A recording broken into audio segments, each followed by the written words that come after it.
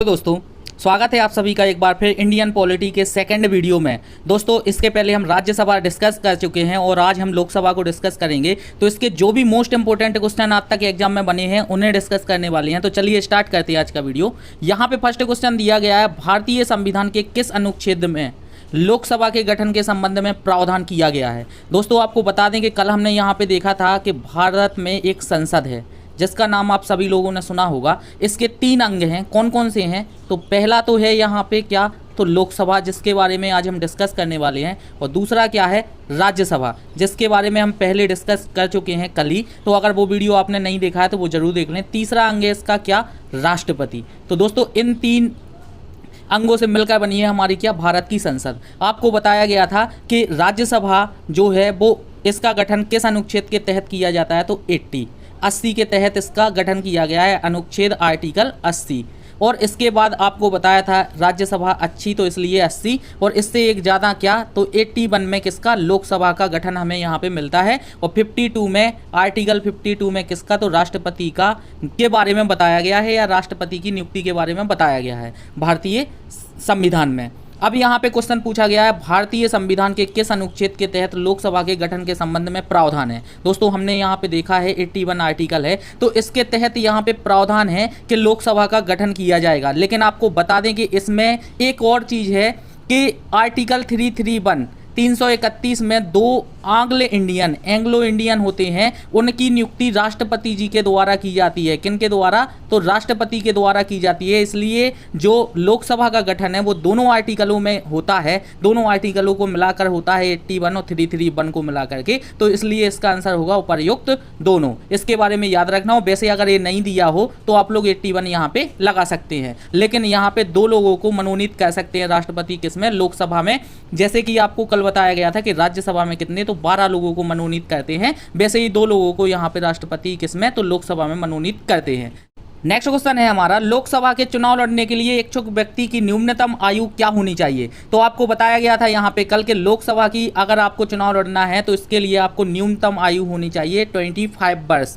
25 वर्ष की आयु में आप लोकसभा का चुनाव लड़ सकते हैं। दोस्तों इसके बारे में याद रखना हो। अगर राज्यसभा की बात की जाए, किसकी, अगर राज्यसभा की बात की जाए तो इसके लिए 30 है। दोस्तों मोस्ट इंपोर्टेंट क्वेश्चन है, कई बार एग्जाम में बन चुका है कि राज्यसभा के सदस्य बनने के लिए न्यूनतम आयु कितनी, तो 30 होनी चाहिए, 30 होनी चाहिए। और लोकसभा के लिए कितनी, तो 25 होनी चाहिए। नेक्स्ट क्वेश्चन है हमारा, कोई वित्तीय बिल प्रस्तावित हो सकता है। तो दोस्तों इसके बारे में याद रखना कि कोई भी वित्तीय बिल होता है उसमें सिर्फ और सिर्फ भागीदारी होती है लोकसभा की, सिर्फ और सिर्फ किसकी, लोकसभा की। राज्यसभा बस इसे पढ़ सकती है, इस पर अपना मत दे सकती है, लेकिन जो कि मान्य नहीं होता है। तो इसके बारे में याद रखना कि कोई भी वित्तीय बिल प्रस्तावित होता है कहाँ पे होता है, तो लोकसभा में होता है। इसके बारे में याद रखना। नेक्स्ट क्वेश्चन है हमारा, लोकसभा का सामान्यतः कार्यकाल कितने वर्षों का होता है। दोस्तों यहाँ सामान्यतः कार्यकाल पूछा है, इसलिए 5 वर्षों का होता है। इसके बारे में याद रखना। लेकिन आपातकालीन स्थिति में इसे बढ़ाया जा सकता है, लेकिन सामान्यतः की बात करें तो कितने वर्ष का होता है, तो 5 वर्ष का होता है। और वहाँ पे राज्यसभा में जो हमने बात की थी, तो राज्यसभा में कितने वर्ष का सदस्यों का कार्यकाल होता है, तो राज्यसभा में 6 वर्ष का होता है, जिसके बारे में हम कल देख चुके हैं यहाँ पे। नेक्स्ट क्वेश्चन है दोस्तों, आपातकाल के दौरान संसद लोकसभा का कार्यकाल एक बार में कितने वर्ष बढ़ा सकता है। सिर्फ और सिर्फ दोस्तों आपातकाल की स्थिति में लोकसभा का कार्यकाल बढ़ाया जा सकता है, और एक बार में कितने समय के लिए बढ़ाया जा सकता है, तो 1 वर्ष के लिए। मोस्ट इंपोर्टेंट क्वेश्चन है, कई बार पूछा गया है कि संसद लोकसभा का कार्यकाल आपातकाल की स्थिति में एक बार में कितने समय के लिए बढ़ा सकती है, तो 1 वर्ष के लिए। नेक्स्ट क्वेश्चन है, राष्ट्रपति आंग्ल भारतीय समुदाय के कितने प्रतिनिधियों को लोकसभा में मनोनीत करता है। दोस्तों इसके बारे में पहले ही बात कर चुके हैं कि आंग्ल समुदाय के लोग जो होते हैं या एंग्लो इंडियन जो होते हैं उन्हें राष्ट्रपति लोकसभा में मनोनीत करता है, जिनकी संख्या होती है 2। तो इसके बारे में याद रखना। और राष्ट्रपति कला, साहित्य और विज्ञान के क्षेत्र में राज्यसभा में कितने लोगों को मनोनीत करते हैं, तो 12 लोगों को। इसके बारे में यहाँ पे याद रखना। और ये 2 लोगों को किस आर्टिकल के तहत, तो 331 के तहत यहाँ पे मनोनीत करते हैं। नेक्स्ट क्वेश्चन है दोस्तों, राष्ट्रपति द्वारा लोकसभा में आंग्ल भारतीय समुदाय के 2 सदस्यों को किस अनुच्छेद के तहत मनोनीत किया जाता है। तो इसके बारे में पहले ही देख चुके हैं कि 2 लोगों को आर्टिकल 331 के तहत 2 लोगों को राष्ट्रपति जी किसमें, तो लोकसभा में मनोनीत करते हैं। चलिए नेक्स्ट क्वेश्चन दिया गया है, निम्नलिखित में से कौन जनता द्वारा प्रत्यक्ष रूप से निर्वाचित सदन है। तो आपको पहले भी बता चुके हैं, कल यहाँ पे डिस्कस किया था कि जनता द्वारा प्रत्यक्ष रूप से लोकसभा में जो सदस्य होते हैं उन्हें चुना जाता है, लेकिन राज्यसभा में अप्रत्यक्ष रूप से चुने जाते हैं लोग। तो राज्यसभा में अप्रत्यक्ष रूप से, लेकिन अगर जनता प्रत्यक्ष रूप से किन्हें चुनती है तो लोकसभा के सदस्यों को चुनती है। इसके बारे में यहाँ पे याद रखना। तो इसका आंसर क्या हो जाएगा? बी। नेक्स्ट क्वेश्चन है, लोकसभा का नेता कौन होता है। दोस्तों यही सबसे ज़्यादा पावरफुल सदन है इंडिया में, क्या? लोकसभा। और इसका जो नेता होता है जिसे हम प्रधानमंत्री के नाम से जानते हैं। तो लोकसभा का नेता कौन होता है? तो प्रधानमंत्री। इसलिए हमारे यहाँ पे प्रधानमंत्री की वैल्यू उच्च होती है। नेक्स्ट क्वेश्चन है दोस्तों, लोकसभा के अधिकतम सदस्य संख्या कितनी हो सकती है। लोकसभा के सदस्यों की अधिकतम संख्या कितनी हो सकती है? तो दोस्तों वो हो सकती है 552 हो सकती है। लेकिन दोस्तों वर्तमान में कितनी है? तो वर्तमान में 545 ये वर्तमान में संख्या है लोकसभा के सदस्यों की। और हो मैक्सिमम कितनी सकती है? तो 552 हो सकती है। नेक्स्ट क्वेश्चन है दोस्तों, भारत में स्वतंत्रता के बाद प्रथम आम चुनाव कब संपन्न हुए। तो आपको बता दें यहाँ पे कि भारत में स्वतंत्रता के पश्चात प्रथम आम चुनाव 1952 में संपन्न हुए थे। इसके बारे में याद रखना। नेक्स्ट क्वेश्चन है, लोकसभा में निम्नलिखित में से किसके लिए स्थान आरक्षित है। तो अनुसूचित जाति के लिए, अनुसूचित जनजाति के लिए और आंग्ल भारतीय समुदाय के लिए। तो इन तीनों के लिए यहाँ पे आरक्षित हैं स्थान। किसमें? तो लोकसभा में। तो इनमें से इन सभी के लिए आंसर हो जाएगा हमारा डी। इसके बारे में याद रखना, अनुसूचित जाति, अनुसूचित जनजाति और आंग्ल इंडियन समुदाय के लिए अलग अलग स्थान यहाँ पे दिए गए हैं। नेक्स्ट क्वेश्चन है दोस्तों, लोकसभा या विधानसभा के निर्वाचन में एक उम्मीदवार अपनी जमानत राशि खो देगा अगर उसे कुल वैध मतों का 1/6 मत से कम मत प्राप्त होंगे। अगर दोस्तों एक चीज़ याद रखना कि अगर कोई भी उम्मीदवार है, अगर उसे 6 में से 1 वोट भी नहीं मिला तो उसकी जमानत राशि क्या हो जाएगी? जब्त हो जाएगी, जिसे कहते हैं जमानत जब्त हो जाना। तो ऐसे ही अगर कुल वैध मतों का किसी भी उम्मीदवार को 1/6 से कम मत प्राप्त होंगे तो उसकी जमानत जब्त हो जाएगी, वो अपनी जमानत राशि खो देगा। जैसे मान लेते हैं कि 600 कुल मत पड़े, अगर इसका 1/6 क्या भाग होगा? 100। अगर किसी व्यक्ति को 100 से भी कम मत मिले तो समझ लेना कि उस व्यक्ति की जमानत जब्त हो जाएगी, उसकी जमानत राशि क्या हो जाएगी? जब्त हो जाएगी। एक क्वेश्चन रिपीट हो चुका है दोस्तों, भारत में स्वतंत्रता के बाद प्रथम आम चुनाव कब संपन्न हुए। तो 1952 1952 में संपन्न हुए थे क्या प्रथम आम चुनाव। तो इनके बारे में याद रखना।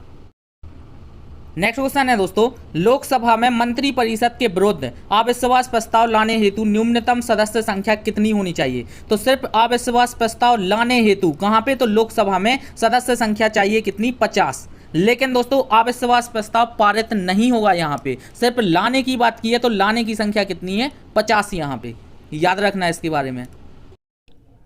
नेक्स्ट क्वेश्चन है, प्रथम लोकसभा की पहली बैठक कब हुई थी। तो 13 मई 1952 को प्रथम लोकसभा की पहली बैठक हुई थी। और दोस्तों यहाँ से एक क्वेश्चन और मोस्ट इंपोर्टेंट पूछा जाता है कि प्रथम लोकसभा अध्यक्ष कौन थे। तो वो थे GB मावलंकर। इनके बारे में याद रखना, कई बार एग्जाम में पूछा गया है दोस्तों। तो प्रथम लोकसभा की प्रथम बैठक कब हुई थी? 13 मई 1952 को। और GB मावलंकर पहले क्या थे? तो लोकसभा अध्यक्ष थे। नेक्स्ट क्वेश्चन है, शून्यकाल क्या है। तो आपको बता दें यहाँ पे कि संसद के सदन चलने के टाइम पर एक काल होता है जिसे शून्यकाल कहते हैं। और ये कब होता है? ये जब होता है जब सदन में अति महत्वपूर्ण मामलों पर विचार होता है। तो इसके बारे में याद रखना कि जब सदन में अति महत्वपूर्ण मामलों पर विचार होता है उस काल को किस नाम से? तो शून्यकाल के नाम से जानते हैं। नेक्स्ट क्वेश्चन दिया गया है, एक दल लोकसभा में विपक्षी दल होने का दावा करता है, इसके पास न्यूनतम कितने सांसद लोकसभा में होने चाहिए। तो दोस्तों मोस्ट इंपोर्टेंट है, इसके बारे में याद रखना। अगर लोकसभा में विपक्ष में बैठना है तो उसके लिए कितने सांसद होना आवश्यक है? 55। कितने सांसद विपक्ष में बैठने के लिए चाहिए? तो 55 सांसद आपके पास होने ही चाहिए, तभी आप लोकसभा में विपक्ष में बैठ सकते हैं। नेक्स्ट क्वेश्चन है, लोकसभा में वर्तमान में निर्वाचित किए जाने वाले सदस्यों की अधिकतम संख्या कितनी है। तो वर्तमान की बात कर रहा है। तो दोस्तों आपको बताया था कि यहाँ पे वर्तमान में कितने सदस्य हैं। तो 545 हैं, जिनमें से 2 को तो राष्ट्रपति क्या करते हैं यहाँ पे? तो आंग्ल समुदाय के लोग होते हैं जिन्हें राष्ट्रपति द्वारा नियुक्त किया जाता है। तो बचे कितने 543 543 जो सदस्य हैं इनका ही चुनाव होता है। तो वर्तमान समय में कितने निर्वाचित होते हैं 543, इसके बारे में याद रखना। वैसे मैक्सिमम 552 552 हो सकते हैं। नेक्स्ट क्वेश्चन है भारतीय संविधान के अनुसार धन संबंधी विधेयक सर्वप्रथम कहाँ पे पारित होता है। तो दोस्तों धन संबंधी जो विधेयक होता है वो हमेशा लोकसभा में प्रस्तुत किया जाता है। इसके बारे में याद रखना। राज्यसभा में सिर्फ फॉर्मेलिटी के लिए वो पढ़ने के लिए भेजा जाता है और राज्यसभा इस पर अपना मत दे सकती है, लेकिन उसमें कोई भी चेंजेस नहीं करवा सकती है। तो सिर्फ लोकसभा को अधिकार होते हैं किस संबंधी, तो धन विधेयक संबंधी निर्णय लेने का। तो सबसे पहले धन विधेयक कहाँ पे, तो लोकसभा में पारित किया जाता है।